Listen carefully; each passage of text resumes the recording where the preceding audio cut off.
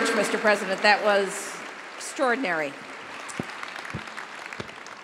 Now, I have some questions that were submitted by students. Mr. President, this year I'm teaching a health politics course. I've got 160 students.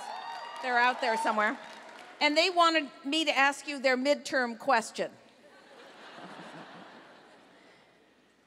It's about health care, which, as you know, is number 3 now on the polls list in terms of what Americans are concerned about.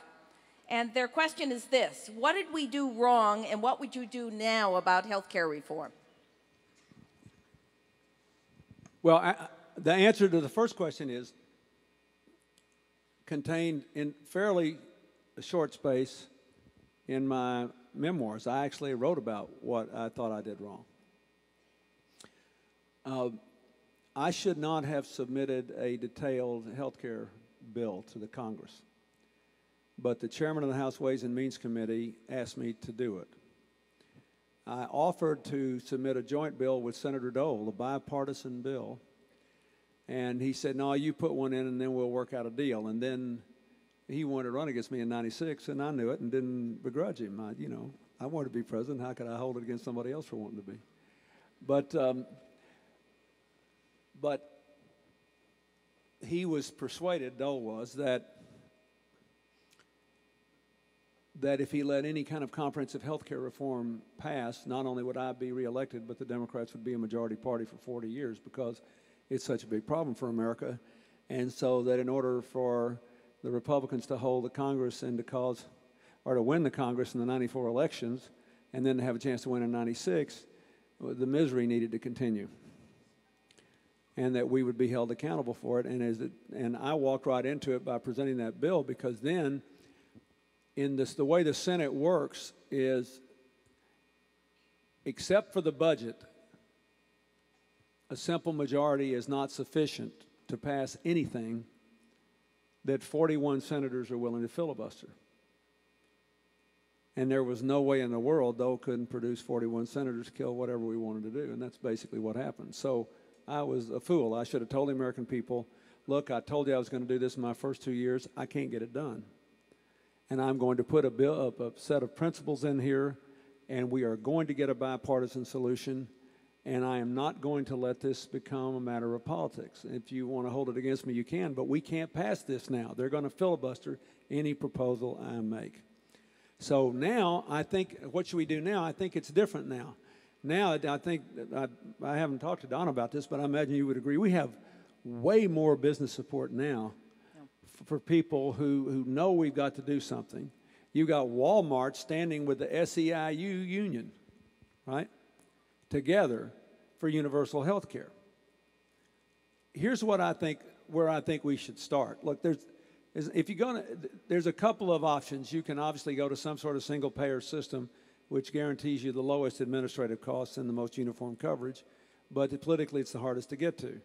If you stay with private health insurance, you have to put people in much bigger pools, and you have to do something we couldn't do in '93 and '94 because I'd already raised taxes to get rid of the deficit, right? Now you have to say to people, employers that don't have health insurance at work, okay, you don't have to provide it, but if we're going to have an individual mandate and fund that for people that don't have health insurance, then all the employers have to kick in something. That's the rule, and that's what they're trying to do in California. That's what you have to do in Massachusetts. That's what you have to do in a lot of other places. So you can do it in one or two ways. There's only 2 or 3 options. And if you do the second thing, it'll look pretty much like what I proposed, actually. But I would recommend, before you talk about what to do, that all of you decide what the problems are. Because one of the things that I don't want to happen, the thing that's encouraging about all these business folks is that they are finally sophisticated enough to understand that they can't solve the conservative problem, which is we're spending too darn much on health care, without dealing with the liberal problem, which is we don't give everybody coverage. And that the two things are inevitably bound up together. So when I talk about this, like I sometimes get invited to give health care talks, I always start by saying, here's what you need to know. When we tried to do health care reform, we were spending 14% of our income on health care. Nobody else was spending more than 10%. Now we're spending 16%. Nobody else is spending more than 11. That's $800 billion. Where did the money go? Now, McKinsey has put out an interesting study which has their take on it. But I would urge you, whether you're passionately interested in this or not, at least to think about this. If we spend 16%, everybody else spends 11. We insure 84%, everybody else insures 100. We're ranked 37th in overall health outcomes and 34th in life expectancy. What happened? Why is business for it? Because General Motors has got $1,500 a car in health care costs and Ford $1,000 and Chrysler $600 and Toyota $110. I think I'm pretty good at running things.